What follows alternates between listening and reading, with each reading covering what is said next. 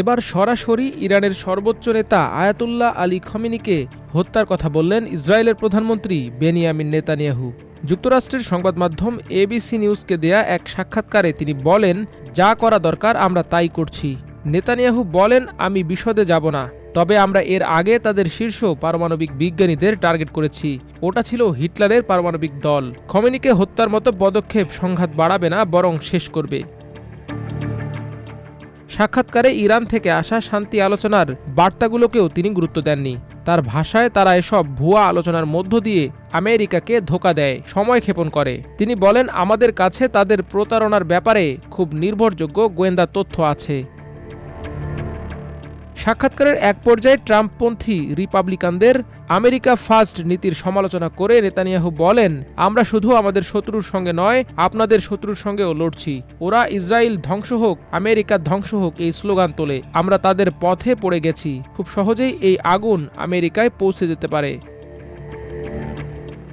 তার কথায় এটি শুধু ইসরায়েলের হুমকি নয়, প্রতিবেশী আরব, ইউরোপ ও আমেরিকার জন্য এটি সমান হুমকি। তিনি বলেন, যারা বলে এটা আমাদের বিষয় নয়, তারা কেবল অন্ধ নন, তারা চরম বাস্তবতা অস্বীকার করছে। এর আগে ফক্স নিউজকে দেয়া এক সাক্ষাৎকারে ইরানের বিরুদ্ধে ইসরায়েলের সামরিক অভিযানের ফল হিসেবে দেশটির শাসন ব্যবস্থায় পরিবর্তন আসতে পারে বলে মন্তব্য করেছিলেন নেতানিয়াহু। তিনি বলেন, ইরানে ইসরায়েলের সামরিক হামলার একটি ফল হতে পারে সরকার পরিবর্তন। তেহরানের সৃষ্ট অস্তিত্বের হুমকি দূর করতে ইসরায়েল যা যা প্রয়োজন তাই করবে বলেও জানান তিনি।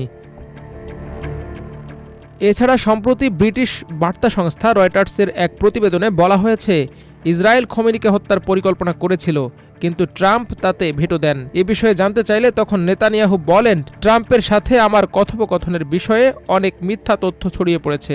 এর অনেকগুলোই ঘটেনি এবং আমি সে আলোচনায় যেতে চাই না। তবে আমি আপনাকে এতটুকু বলতে পারি, আমি মনে করি আমরা সেটাই করি যেটা আমাদের করা প্রয়োজন এবং আমরা তা করতে থাকব। আমি মনে করি যুক্তরাষ্ট্র জানে কোনটা যুক্তরাষ্ট্রের জন্য ভালো। এদিকে ইরানের সঙ্গে সংঘর্ষে ইসরায়েল বিজয় অর্জন করতে যাচ্ছে বলে দাবি করেছেন নেতানিয়াহু। ইসরায়েলি বাহিনী ইরানের রাজধানী তেহরানের আকাশে পূর্ণ নিয়ন্ত্রণ প্রতিষ্ঠার দাবি করার পরই তিনি এই মন্তব্য করেন। নেতানিয়াহু বলেন, বিমান বাহিনী তেহরানের আকাশ দখলে নেওয়ায় পুরো অভিযানের ধারাই বদলে গেছে। ইসরায়েল এখন লক্ষ্য পূরণের পথে। ইসরায়েলি প্রধানমন্ত্রী আরও বলেন, আমরা এখন বিজয় অর্জনের পথে। তেহরানের আকাশ যখন আমাদের নিয়ন্ত্রণে, তখন আমরা তাদের সামরিক ও পারমাণবিক লক্ষ্যে আঘাত হানতে পারব, শাসক গোষ্ঠীর বিভিন্ন লক্ষ্যেও আক্রমণ চালাতে পারব। এর আগে তেহরানের আকাশ পূর্ণ নিয়ন্ত্রণ প্রতিষ্ঠার দাবি করেন ইসরায়েলের সামরিক বাহিনীর কর্মকর্তারা।